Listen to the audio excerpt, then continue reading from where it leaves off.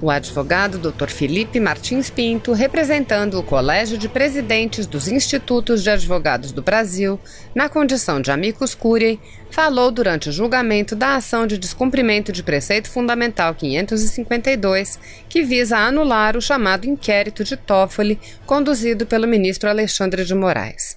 Em sua sustentação oral, o advogado apontou a importância de o tribunal restaurar a normalidade, já que o inquérito viola não apenas as leis e a Constituição, mas o próprio preceito fundamental da separação de poderes.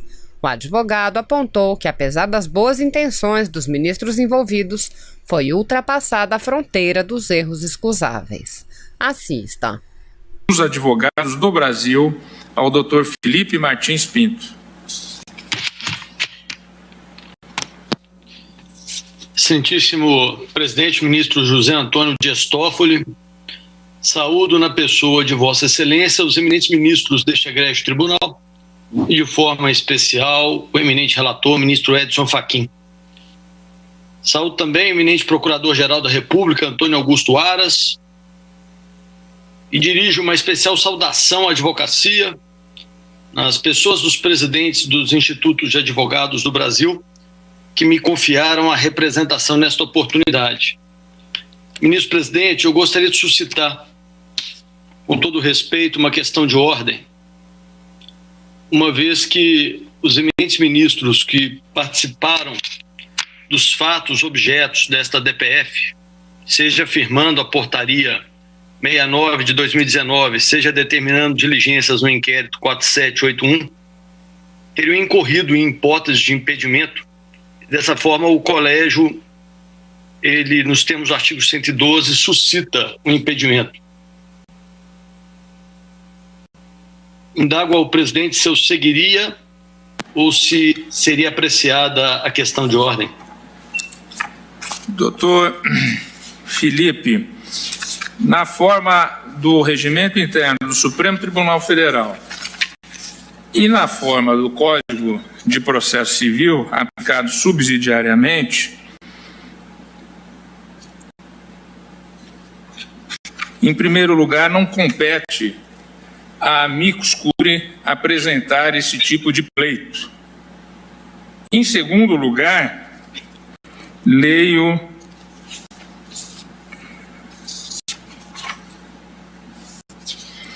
do artigo 279 do Regimento Interno. A suspeição do relator poderá ser suscitada até 5 dias após a distribuição. A do revisor em igual prazo, após a conclusão dos autos. E a dos demais ministros até o início do julgamento. Pelo CPC, artigo 146, caput, no prazo de 15 dias, a contar do conhecimento do fato, a parte alegará o impedimento ou a suspeição em petição específica dirigida ao juiz do processo, na qual indicará o fundamento da recusa, podendo instruí-la com documentos em que se fundar a alegação e com rol de testemunhas. Essa presidência não recebeu nenhuma petição no sentido de impugnação da participação de nenhum dos ministros, dos 11 ministros que compõem a Corte, por parte daqueles que são requerentes, por parte da Advocacia Geral da União ou por parte do Ministério Público. Indago o relator se Sua Excelência recebeu alguma petição fundamentada nos autos a respeito de impugnação da participação de algum colega. Senhor presidente, eminentes pares, cumprimento o doutor Felipe Martins Pinto.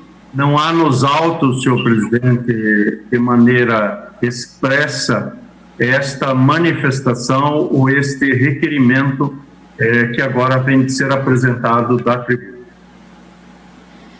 Agradeço ao ministro relator, mas para trazer toda a transparência possível a esse julgamento, doutor Felipe, eu me comprometo, embora não haja da parte do Instituto a competência para esse julgamento, caso seja possível, nós faremos a coleta dessa preliminar. Tá bem? Vossa Excelência pode prosseguir no seu tempo.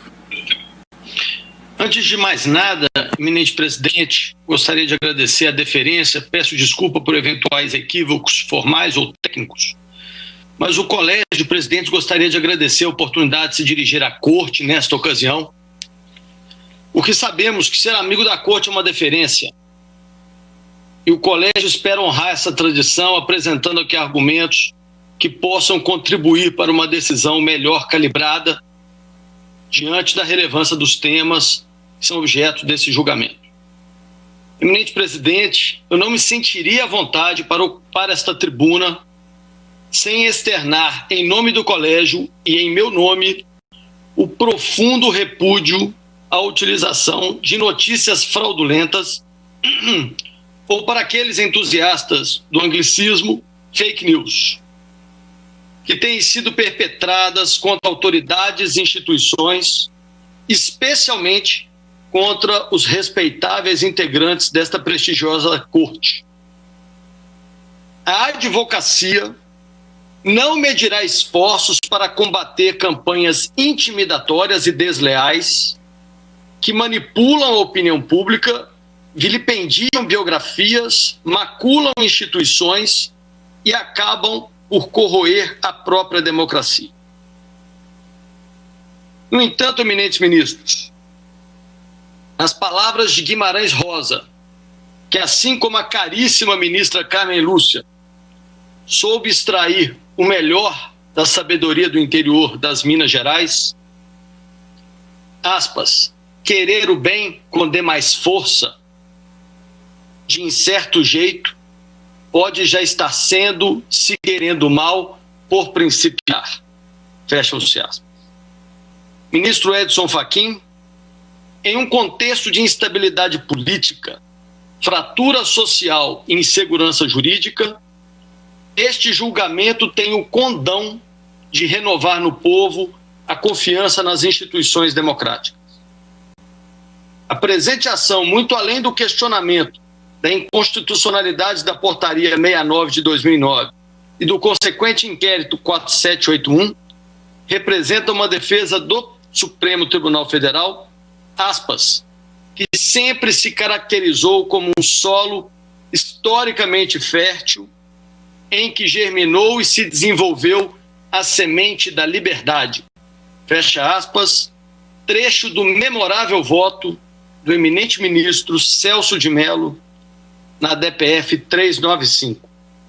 Feitas essas considerações iniciais, repassarei muito objetivamente os principais argumentos que sustentam o pedido de declaração de inconstitucionalidade e que já foram brilhantemente desenvolvidos no parecer da lavra do professor Dott e está juntado aos autos e distribuído em memorial.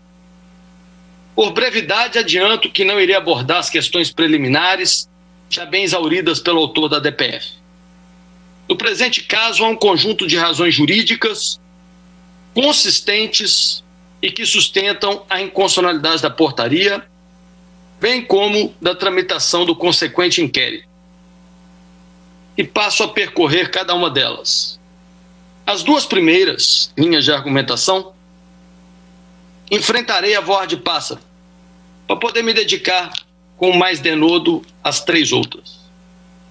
Em primeiro lugar, como bem exposto tanto na peça inaugural quanto em manifestação da Procuradoria-Geral da República, houve uma atuação direta do Poder Judiciário na condução de investigação de natureza criminal fora dos parâmetros regimentais. E, como segundo argumento, mas correlato ao primeiro, constata-se uma ofensa ao preceito fundamental da separação de poderes. Não obstante, as tentativas frustradas da então Procuradora-Geral da República, Raquel Dodge, de avocar o procedimento e também, inclusive, de promover o seu arquivamento.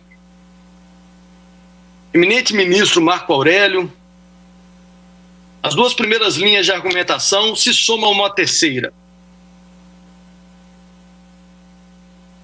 Inexiste uma justa causa para este inquérito, instaurado sem delimitação de tempo, sem delimitação de lugar, de eventuais fatos, sem nem ao menos referência a eventuais fatos em concreto, e tampouco a indicação de possíveis autores. o objeto da portaria data máxima vênia é uma janela escancarada para um horizonte impreciso e inseguro. Vulnera-se o princípio da legalidade estrita e se agrega um forte elemento para a instabilidade jurídico-política do país, potencializada pela decretação de sigilo dos autos. Há ainda uma quarta linha de argumentação, na medida em que verifica-se que de ofício houve a determinação da abertura de um inquérito com uma escolha de ministro para conduzi-lo. Não houve distribuição aleatória e não se trata de hipótese de distribuição por prevenção. Um cenário que viola a vedação a tribunal de exceção e também um princípio do juiz natural. O ministro relator do inquérito, imbuído da tarefa investigativa, decretou o segredo das averiguações, o sigilo dos autos, autorizou buscas e apreensões domiciliares, permitiu interceptação de comunicações e se valeu de meio de prova que são adstritos a hipóteses de organização criminosa, o que mostra com clareza um perigo imora diante de diversas medidas que vêm sendo tomadas em um inquérito cuja constitucionalidade é questionável. O eminente ministro Gilmar Mendes, a imiscuidade das funções de apurar e julgar compromete a imparcialidade do julgador. Nos exatos termos do caso Persac versus Bélgica, da Corte Europeia de Direitos Humanos, de onde eclode o princípio quem instrui não julga. O julgador que instrui, exposto a essa tarefa, acaba submetido ao que o professor Franco Cordeiro cunhou de quadro mental paranoico, que implica na primazia da hipótese sobre o fato, com comprometimento de sua isenção. Eminentes ministros,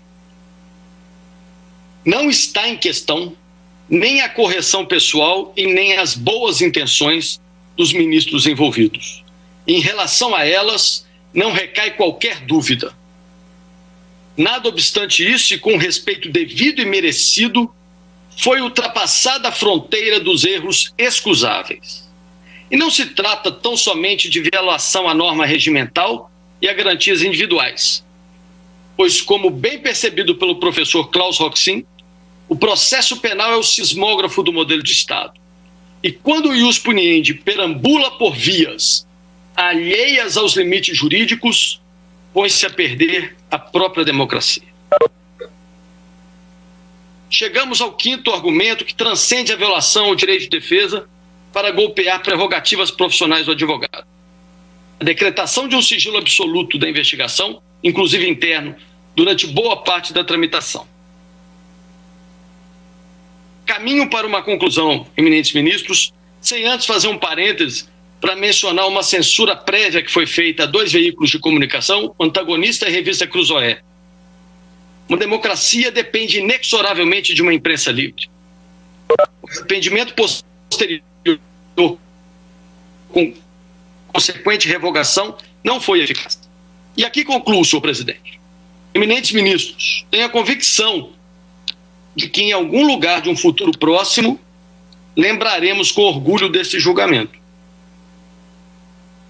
É uma oportunidade na qual este egrégio Supremo Tribunal Federal, tão relevante na história da jovem democracia brasileira, demonstrou não ter vocação para mutações que limitem e restringam direitos. E, nesse sentido, o Colégio de Presidentes pede que este tribunal acolha o pedido na ação, na arguição de descumprimento de preceito fundamental, para reconhecer a inconstitucionalidade da portaria, determine cautelarmente a suspensão e, ao final, determine o arquivamento do inquérito 4781. Muito obrigado. Se você apoia Jair Bolsonaro, curta este vídeo, manifeste a sua opinião e compartilhe para que a vontade do povo brasileiro seja conhecida. Inscreva-se no canal para ter acesso gratuito ao nosso conteúdo. Uma produção Folha Política.